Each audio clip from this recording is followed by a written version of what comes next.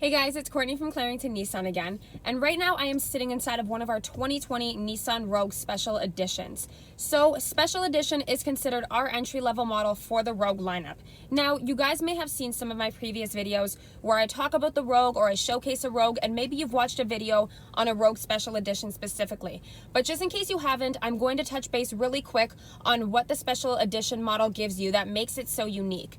So standard in the Rogue lineup, you're going to have blind spot indicators and you're going to have heated front seats. That's standard across the board.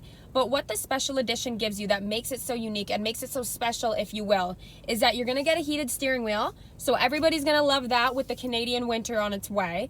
You're also going to get dual zone climate control, which allows you to have 2 different temperatures on either side of the cabin. And you're also going to come equipped with Apple CarPlay and Android Auto. So that brings me to the topic of what today's video is. So today I am going to show you guys how to set up Apple CarPlay, how to use Apple CarPlay, and show you an example of what kind of apps are compatible with Apple CarPlay. So I am an Apple user. I will see if I've got a coworker who's got an Android and try to make an Android Auto video after this one. But today's video, I'm going to show you guys how to use Apple CarPlay. So let's get to it. Okay guys, so setting up Apple CarPlay is super easy and it's super fast to do, hardly takes any time at all, and I'm going to show you exactly how to do it. Now, just for a little tip, Apple users do not need to download any kind of app in order to use this feature, but Android users do need to download an app called Android Auto. So first step is you're going to get yourself a cord. Now, I have heard in the past that if it's not an Apple cord specifically, that it won't work or that it will work for a little bit and then stop working. This one here is just one that I probably got at a gas station or a convenience store, and this one's working for me. But if your Apple CarPlay ever stops working, my first guess would be to check if it is an Apple cord that you're using or not. So as you can see, I just plugged it into the USB right down here, and I'm just going to plug it into my phone. Now this says certain vehicle information may be shared with your device while Apple CarPlay is in use. Apple or carrier charges may apply to use Apple CarPlay. I'm just going to click OK. That just lets you know that data charges might go up if you're using your maps or anything like that. And then this says, would you like to use Apple CarPlay with this device? You can click Don't Ask Me Anymore and you can click Yes or No. And I'm just going to click Yes. And then it will pop up all of telling me to unlock my iPhone.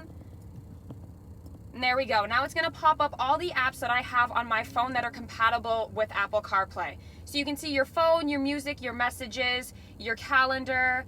I think that's another music one. I honestly don't even know what that app is on my phone.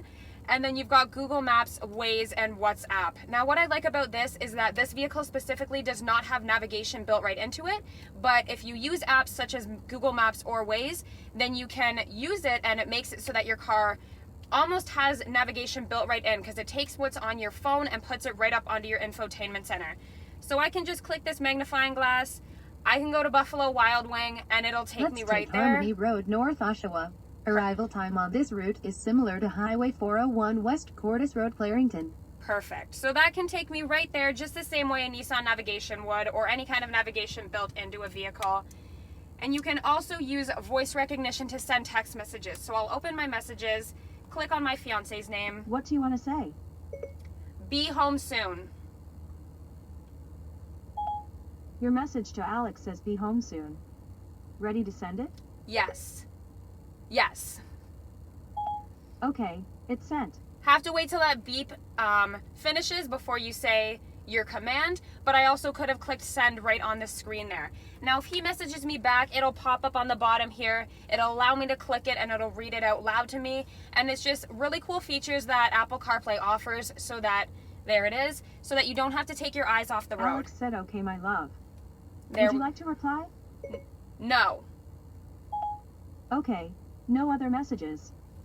So there you have it, guys. You can see all of the apps. Whatever you have that's compatible, you can use with Apple CarPlay, and it's really convenient to use.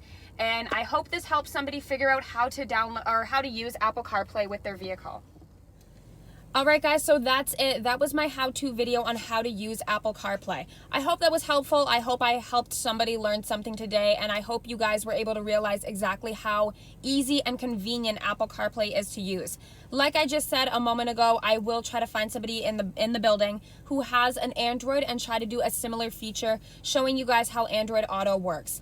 Like always guys, thank you for watching and have a great day.